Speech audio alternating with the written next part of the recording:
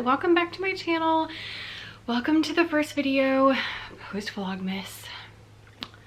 It's a little bit sad. So today we're going to talk about 3 things that you really need to keep in mind while you are setting goals. So right now we are in that like no man's land in between Christmas and New Year's, and it's one of my favorite times of year because first of all, I'm a teacher, so I'm on break, and secondly because it is when I get into like goal setting gear. I love these few days to really sit through and think about how the year has gone, how I want next year to go, and just really like map out things and see how things are gonna go. So we're gonna have a lot of goal setting videos here on the YouTube channel. I will tell you what they are so that you can be excited about them. So we're going to be doing how to set your goals. We're gonna do a 2020 in review, which is super important. It is one of the biggest things that you need to do before you set your goals, so that'll be out soon. Actually, I think I'm gonna film this right when this is over. And then we're also gonna talk about like how to actually get your goals to happen. So like, what do you do once you set your goals and you're like, okay, now what? And to actually make them happen. So I'm really excited. Today we're gonna talk about 3 different things that you need to keep in mind while you're setting your goals. So it's gonna be super chill. I'm just like here in my sweatshirt. Honestly, I was like, I'm gonna get up and I'm gonna take a shower, I'm gonna do all these things, and then none of that happened because again, it's break. So yesterday I never got out of my pajamas. This morning was everything I could do to get out of my pajamas, and the only reason I did was because I had podcast interviews, and I was like, I should at least put something clean on. So I'm just here with my coffee and we're gonna chat. These are 3 things that I really want you to keep in mind, so that's why I did this first, because they help you actually to hit your goals and to do well and just all those things. So just 3, really easy, really simple, and then I'm gonna film the next video. And then maybe tomorrow I'll actually like do my makeup and film a better one. So 3 things, really simple. Your first thing that you need to keep in mind while you are setting your goals is that your goals should be realistic, but they should also be fun. I hear people go on and on and on and on and on and on about SMART goals, and I have a bit of an issue with them. If you have seen some of my other videos, I've told you that I don't like SMART goals, which is mostly true. The reason I don't like SMART goals is because I feel like they kind of encourage you to think small. Because if you don't know what SMART goals, I don't even know what SMART goals are. They're, it's an acronym. It stands for specific, measurable, attainable, relevant, and time-based. So it's an acronym, and it's to help you come up with goals. The reason I don't like it is because, again, I feel like it just really encourages you to think small with that like attainable and actionable and just all those. That's not one. I have a hard time with it, especially for long-term goals. So when you are setting your goals and you are trying to think of like what you want to accomplish, I will always encourage you to think long-term first. So what do you want to do in 5 years? Where do you want your life to be in 10 years? You know, what do you want things to look like? And then kind of bring that into like, what can I do this year to make that happen? If you are being really focused on things that are specific and measurable and attainable, it kind of encourages you to play small. I don't like that because your goals, yes, they need to be realistic. Yes, you need to be able to actually achieve them in a year, but they should also be fun and exciting, because if they're not exciting, you're not gonna want to do them. I have people ask me all the time about motivation and how I stay motivated and how I get things done, and I'm like, I have really big goals that I'm working towards, and they're exciting and they're fun and I want to work towards them. Even I was drafting out my ideas for what I'm going to want to do next year in 2021, and as I was writing them, I was like getting excited, and I was like, oh, I should go work on this project and I should go do this and that, because I already want to make them happen, because I'm so excited about checking all those things off my list. So as you're making your goals, you want it to be attainable, you want it to be realistic, you want it to be something you can actually achieve in a year, because otherwise it's gonna be kind of silly.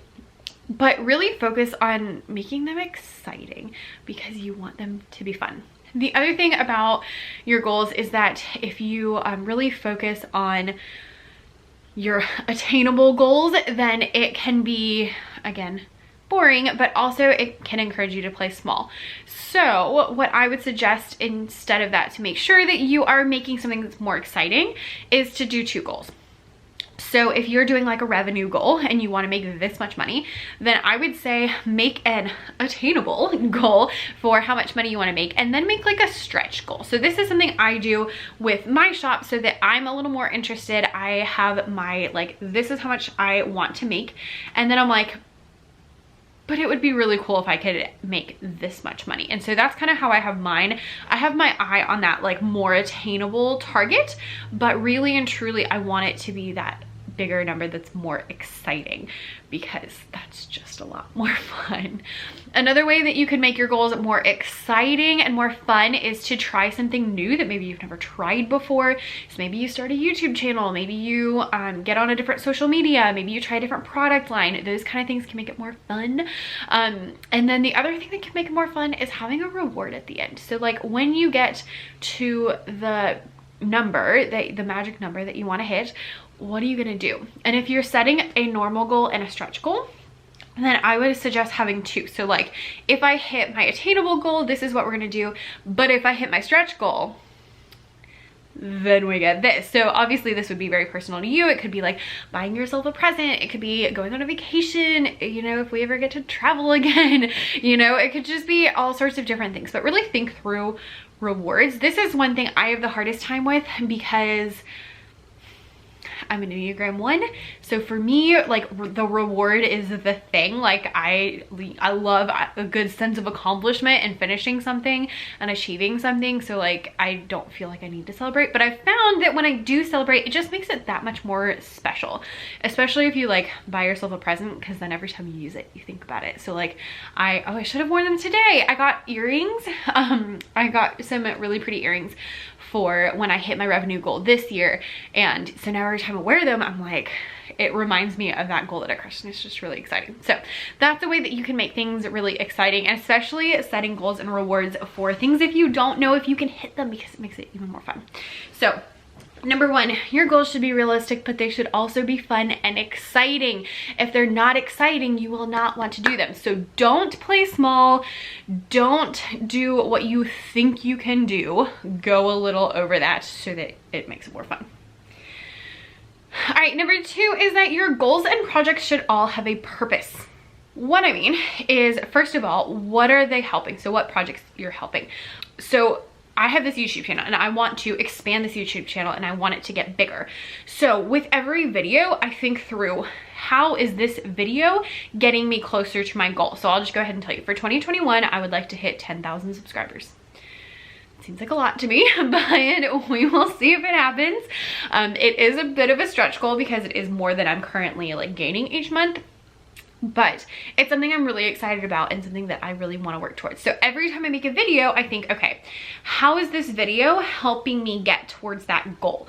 So when I break down my goal into my projects and like the actual things that you're doing, I have to think through that. So I need to have videos that people can find and search so that they find me. I need to, you know, be able to be found on Instagram so that people can find me on Instagram and then come to my YouTube channel and things like that. So like as I'm working towards what I'm doing, I'm thinking, what is the bigger picture goal? Like, why am I doing this and how is it helping with the ultimate outcome? And then even with my YouTube channel, yes, my ultimate goal is that y'all do really, really well. My number one thing is that if you can make more money faster than I did on Teachers Pay Teachers, then like I am doing my job. But in that, I also want to make money for myself because this is a crap ton of work. And so I do that both by ads from people watching, and I also do that from my courses and my books that I sell. So as I'm going through that, I have, how is each video helping to get to my subscriber count? But then my subscriber count isn't just subscribers. Like I'm not sitting here like, oh, I need this many people to watch my videos. No, I have the subscriber count that I want to hit because I then want to be able to sell more courses and sell more books, and I want to make more money on ads, which is kind of the nice thing about YouTube, is that even if I'm not selling you anything, I can still make money from the ads. So all of those things are kind of helping the higher purpose. So as you are making your goals and also your projects, just things you're gonna do next year, think through, how is this helping the big picture? Like, how is this one blog post going to help that? Or how is starting a blog going to help the bottom line, the big picture? Like, what is this going to do for my business total? So you might not have a YouTube channel, but you might have this somewhere else. Like, you might want to have a bigger email list.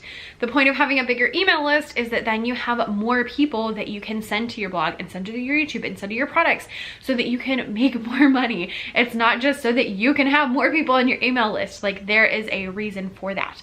So as you're thinking through your goals, think through, how are they going to fit into the big picture of your business? Or even if you don't have a business, how are they fitting into the big picture of your life? The other thing is that not just that, but also why. So you want, what are they helping? Why are they helping? Why are you doing them? But you want to also think about why you want that in the first place. So I'm talking mostly to teachers pay teacher sellers. If you're not a teachers pay teacher seller, hi, I'm Becca. I sell music teacher resources on a website called Teachers Pay Teachers, and I help other people. It's kind of like an Etsy. Anyway, and I help other people to sell on theirs. It's kind of like Etsy, but for teachers, and it's all digital.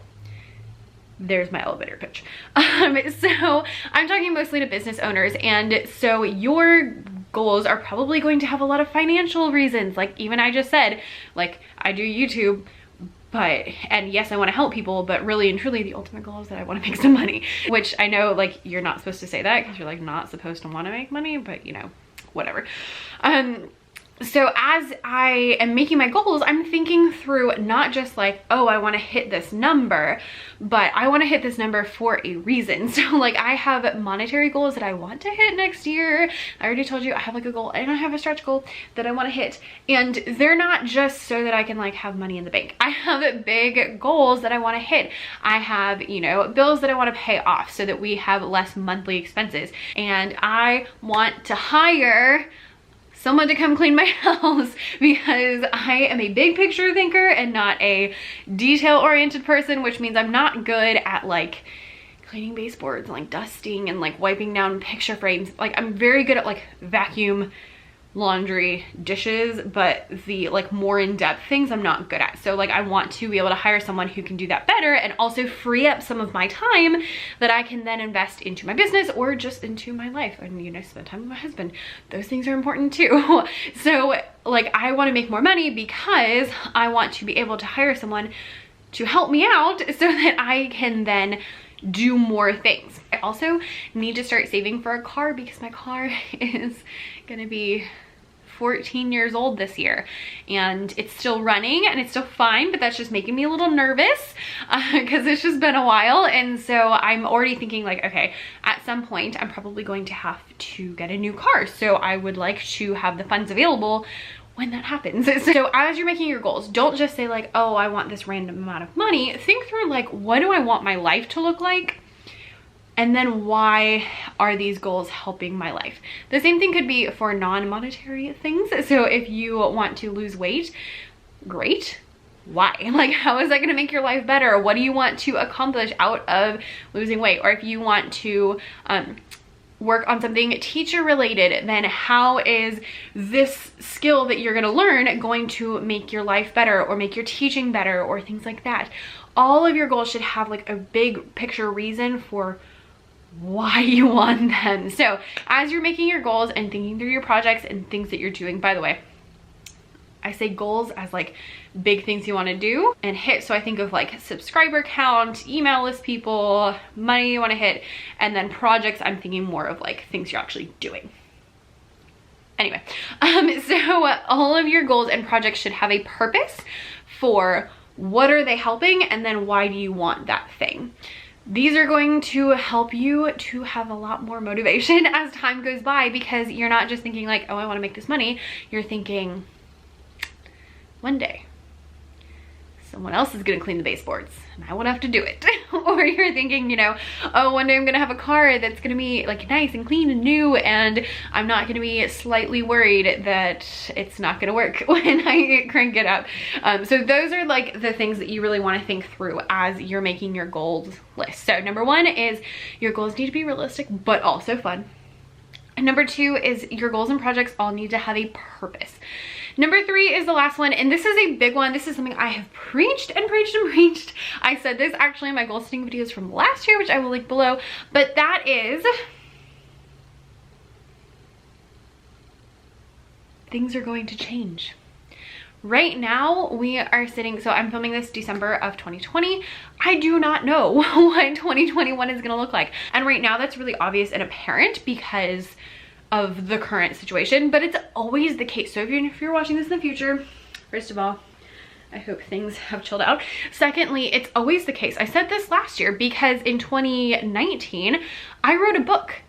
And I wasn't planning on writing a book. It was not something that I said I was gonna do.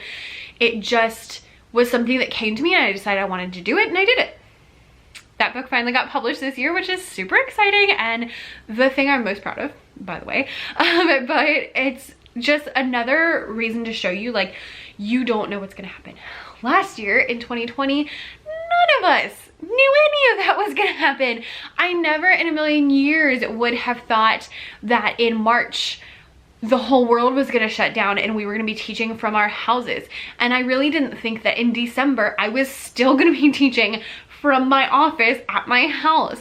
It is crazy that this has all happened, but it has shown us that you really don't know what's gonna happen. So as you're setting your goals, this is actually the reason I want to make this video. As you're setting your goals, remember that you want to have a plan, you want to have things that you're working towards, but you don't know what's going to happen. So how I strategically come through and like kind of help that out is that I make out my goals and then I split them up into quarters. So some of these things, like if you have, you know, I want to make this many products. So if you say I want to make 100 products in 2021, then split that up into quarters. So maybe you make 25 products each quarter. So you can split it up that way. And then for bigger projects, you can split them up into quarters as well. So for example, this year I'm going to be working on my TPT course that I launched last year, which was Level Up Your Teacher Business. There's some modules that I would like to add to it. So like it's still really good on its own, but there's just some stuff I would like to add as I've, you know, had more time to think about it and talk to people who have been in it and just kind of see like where they are and what's been helpful and stuff. So there's some stuff I want to add to it, which by the way means that you should go buy it now because it's probably going to be a little more expensive once I add more things into it, because it will be more content and more of a change for you. But that is something I don't need to worry about now. So that's going to be like a Q2 thing. So I don't need to worry about it right now.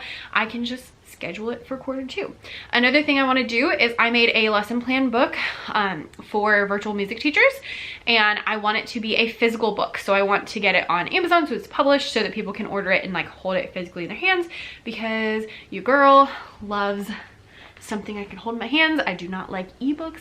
I don't like any, you know, I am like a paper and planner person, and so I like holding a book in my hand. So I want to get that published physically. That is something I want to do ASAP because I really hope people will not still need that in Q3 because it's for people who are teaching virtually. And so that is something that I want to get out like now. So that's in my Q1 projects list. And then in my Q2 projects list is like fix up my course and then relaunch it after it is updated a little bit. So as you are planning your year, think through how are things going to be different. Remember that things are going to be different, and then schedule things out by the different quarters so that you have more flexibility. The other thing I do is I am really going to plan out Q1. So I will think through what blog posts I'm going to write, what products I'm going to make, what I want to talk about on Instagram and on YouTube, and just all of those things. Like I'm really going to focus on planning out the next 3 months, but I'm not going to focus on planning out the whole year because I don't know what's going to happen in December. So even though I already have a couple of things like, oh, I would like to do, you know, this project in December or in the Q4, I don't have it, you know, like set in stone. These are the blog posts I'm writing. These are the things I'm doing. I do plan out Q1 really, really well. And then when we get to March, I will plan out Q2 really, really well because I'll have a better idea of what is happening. So I hope that was helpful. Just three, this was supposed to be quick, but I've been talking for 20 minutes. Three quick things that you should remember as you're setting your goals to help you to set really good goals and do really well as you're planning out your year. So once again, that is, your goals should be realistic, but also fun. Your goals and projects all need to have a purpose. And number three is things are going to change and you don't know how they're gonna end. So those are the three things to keep in mind. We're gonna have a lot more content about goals, goal setting, all that kind of stuff. I think I'm gonna sit here and do my 2020 review right now and like talk through the things that you should review in your life and business to make sure that next year is awesome, because if you want to set the best goals, you need to know where you are and what works so that you know what to do next year. So thank you guys so much for watching. Let me know in the comments what you would add to things that you would tell people about setting their goals, and any other goal related content you would like to see, because there's stuff coming out. So thanks so much for watching, and I will see you next time. Bye. That was weird. Bye.